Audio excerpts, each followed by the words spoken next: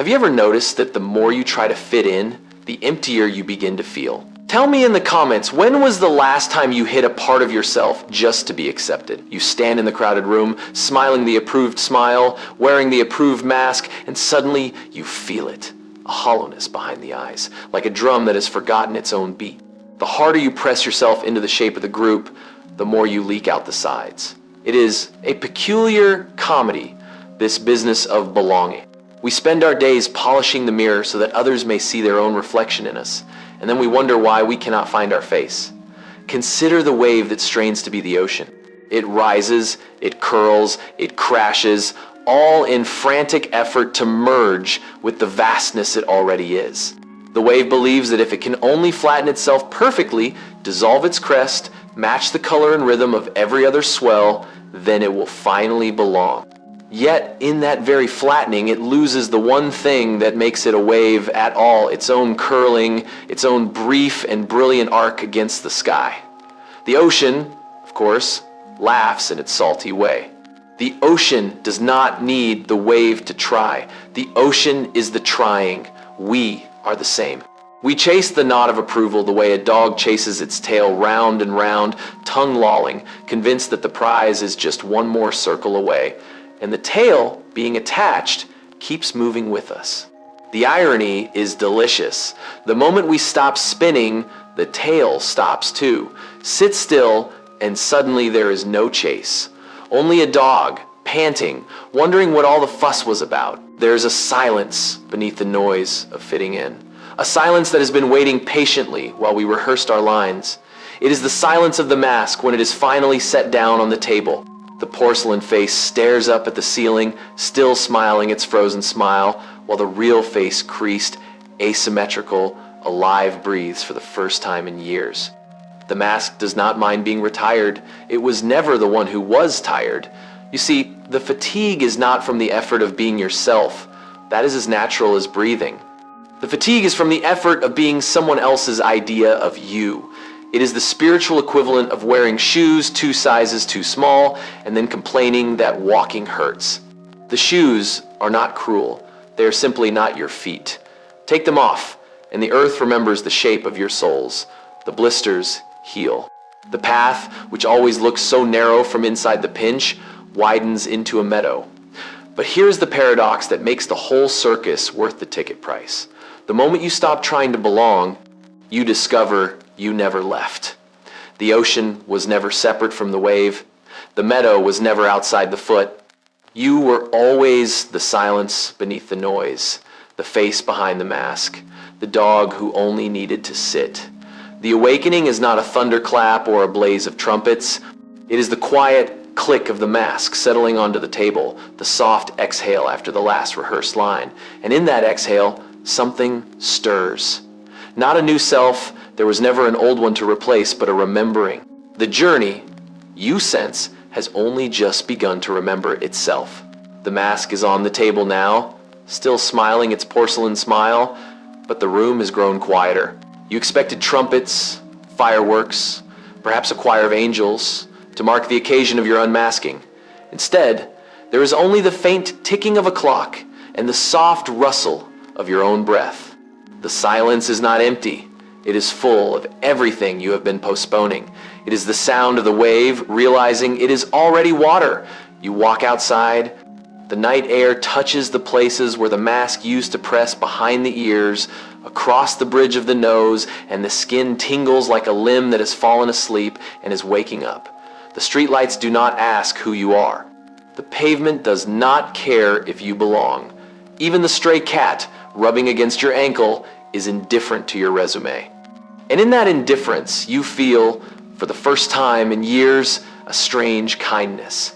We have been taught that freedom is a destination, a house with the right address, a circle with the right names, a mirror that finally says yes. But freedom is not a place you arrive at. It is the moment you stop running. It is the instant the wave stops apologizing for its crest and simply rides. The ocean does not keep a ledger of good waves and bad waves. It keeps only the motion, the endless, playful, utterly impartial motion. You try the old habit on for size just to see if it still fits. You imagine the conversation tomorrow, the careful joke, the strategic nod, the half-truth wrapped in charm. The thought arrives like an old coat from the back of the closet, familiar, slightly moth-eaten, smelling of someone else's perfume. You hold it up to the light and notice the elbows are worn through. You hang it back up, the hanger creaks. The coat does not mind. There is a mirror in the hallway. You avoid it at first, afraid of what might look back. When you finally stand in front of it, you see nothing special. A face with its history of small defeats and smaller victories, eyes that have learned to look away and are now learning to look. The reflection does not applaud. It does not scold. It simply reflects. And in that impartial reflection, you catch a glimpse of the joke, all those years you spent trying to improve the image, when the mirror was never the one judging. The dissolution begins here, in the quiet refusal to edit the reflection. You do not tear the mirror down. You stop asking it to lie. The face in the glass grows softer, not because it is becoming more beautiful, but because it is becoming more true. The lines around the eyes are not flaws. They are footnotes to laughter you almost forgot you had. The asymmetry of the mouth is not a mistake. It is the signature of every word you swallowed and every word you finally spoke. Outside, the city keeps its own counsel. Delivery trucks rumble. A couple argues in a language you do not speak. Somewhere, a siren rises and falls like a question no one answers. None of it is about you, and that is the most exquisite relief. The universe, it turns out, is not a committee meeting. It is a jazz improvisation, everyone soloing at once, no one waiting for permission. You walk farther. The sidewalk cracks underfoot like old piano keys. Each step is a note you no longer need to justify. The rhythm is uneven, human, alive. You remember a dream you had as a child. You were flying, but only because you had forgotten you were supposed to stay on the ground. The forgetting was the flying. The trying would have been the fall. Now the forgetting returns not as amnesia, but as recognition. You forget to perform. You forget to impress. You forget the elaborate choreography of fitting in. And in the space left by the forgetting, something else moves in. Not a new personality, not a better version, but the original motion that was always there, like the tide that keeps the wave honest. A child on a scooter whizzes past, shouting something joyful and unintelligible. The sound lands in your chest like a small bell. You laugh out loud, surprising yourself. The laugh is rusty but serviceable. It has been waiting in the basement with the other forgotten instruments. You blow the dust off. You play a note. The night does not correct you. Later, sitting on a bench under a street lamp, you watch moths orbit the light. They do not seem to mind that they will never reach the bulb. The dance is enough. The burning is optional. You think of all the times you circled your own private sons, careers, lovers, ideologies, convinced that arrival was the point. The moths know better. The orbit is the arrival. The dissolution is not dramatic. No bones melt. No ego explodes in a burst of cosmic glitter. It is subtler, more like the moment you realize the tight fist you have been holding is not gripping anything at all. You open the hand, the fingers ache, the palm is empty. The emptiness is not a loss, it is capacity. You stand up, the bench creaks its farewell, the night air has grown cooler, and you welcome the chill against the places where the mask used to be. There is a faint taste of iron in your mouth, not blood, but the metallic tang of a story ending. The credits are not rolling yet. This is only the intermission between acts, the breath between waves. Somewhere inside, a small voice, the last loyal soldier of the old regime, whispers that tomorrow you will need the mask again. The voice is polite, almost apologetic.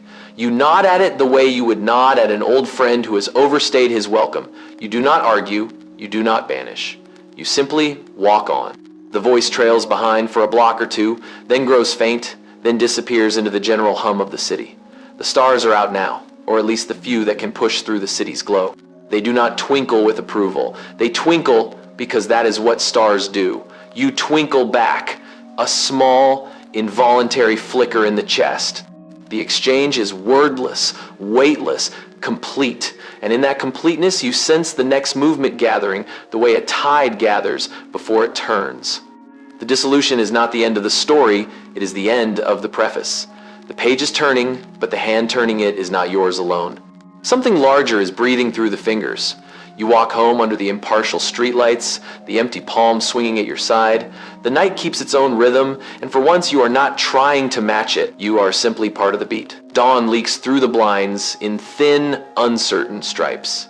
You wake before the alarm, not with a jolt, but with the slow surfacing of a diver who has forgotten the depth. The room is the same chipped mug on the nightstand, same crooked lampshade, yet everything has been quietly rearranged by the night's small revelations. The air tastes of yesterday's rain and tomorrow's coffee.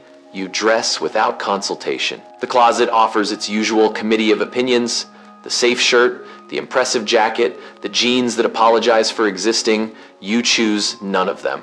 Instead, you pull on the soft, threadbare sweater your mother once said made you look like a poet who had lost a bet with gravity. It fits now the way a river fits its banks loosely, inevitably.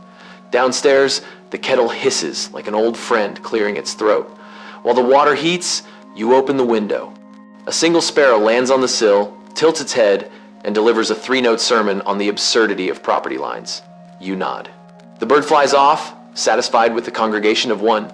The first sip of coffee is a small, perfect betrayal of the day's agenda. It tastes of earth and minor rebellions. You do not check the phone. The rectangle of glass lies face down on the table, dreaming its own electric dreams.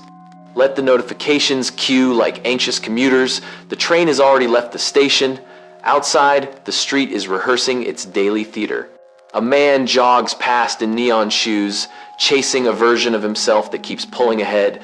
A woman waters geraniums with the solemn concentration of a priest. 2 teenagers lean against a wall, sharing earbuds and the fragile currency of eye contact. None of them notice that you are no longer auditioning for a role in their play.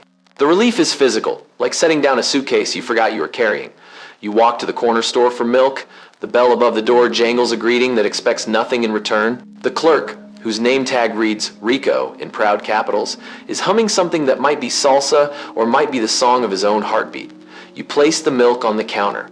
Rico scans it, bags it, hands it back with the effortless grace of a man who has never asked the universe for a performance review. "Have a good one," he says. The phrase lands without quotation marks. Back home, you pour the milk into the coffee. The white swirl hesitates, then surrenders to the dark. You watch the small drama the way you once watched sunsets, expecting applause, receiving only continuation. The swirl is not a symbol, it is breakfast. The day begins. Work calls, as it does, with its polite tyranny of deadlines and emojis. You open the laptop, the screen blooms with the usual garden of urgent weeds. Instead of weeding frantically, you sit back and observe the garden. Some tasks are dandelions, bright, tenacious, secretly useful. Others are plastic flowers, pretty, pointless, already wilting. You pluck only what needs plucking. The rest you leave to compost in their own time. A message pings, "Can we hop on a quick call?" You type back, "Give me 20."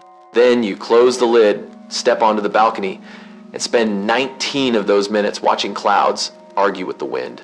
The 20th minute is for returning, refreshed, to the call. Your voice, when it emerges, is lower, slower, stripped of the bright varnish of enthusiasm. The colleagues on the other end lean in, puzzled but attentive. Truth, it turns out, has a timbre that commands without shouting. Lunch is a sandwich eaten standing up, one hand on the counter, the other holding a book of Rumi that has been gathering honorable dust. The poet writes, "Out beyond ideas of wrongdoing and right doing, there is a field. I'll meet you there." You underline the line with a smear of mustard. The page does not mind. Afternoon brings the inevitable invitation, drinks after work, the usual spot, the usual script. You almost accept out of muscle memory. Then you remember the sweater, the sparrow, Rico's unearned benediction. You decline with a single word, rain check. The word feels like releasing a bird from a cage you didn't know was open. Evening arrives on soft feet. You cook pasta with whatever is left in the fridge, half an onion, a tired zucchini, a knob of butter older than some cryptocurrencies. The sauce is imperfect, slightly scorched, alive. You eat it from the pan, leaning against the counter, listening to the building settle around you like an old dog finding the right spot on the rug. Later, You sit on the fire escape with a glass of cheap red wine that tastes of blackberries and minor miracles. The city below is a necklace of lights, each bulb a small, stubborn refusal to surrender to darkness. You raise your glass to them, they do not raise anything back, and that is perfect. A neighbor's door opens and closes, footsteps ascend the stairs. A baby cries somewhere, then laughs, the sound bright as breaking glass. Ordinary miracles happening on schedule. You realize the return is not a triumphant homecoming with trumpets and ticker tape. It is this, the quiet re-entry into the stream you never actually left, only forgot you were swimming in. The wine is finished. The night deepens. You go inside, leave the glass in the sink without rinsing tomorrow's small rebellion. In bed, the sheets are cool and impartial. Sleep arrives not as escape, but as continuation, the same tide that carried the wave now carrying the dreamer. Before drifting off, you notice the mask on the table. It has not moved.